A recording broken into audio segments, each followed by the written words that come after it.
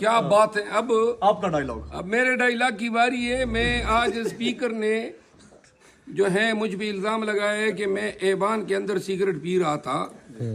تو حضرت کو وہ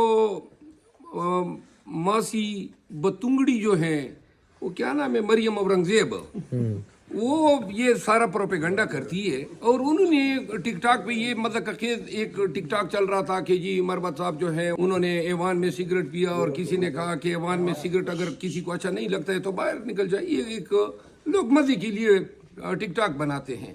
اسپیکر صاحب نے نہ کیمرے چیک کیے نہ کسی سے رپورٹ طلب کی. کرسی پہ بیٹھ کے انہوں نے بیان داغ دیا. اسپیکر صاحب ایک گل نہ چل سی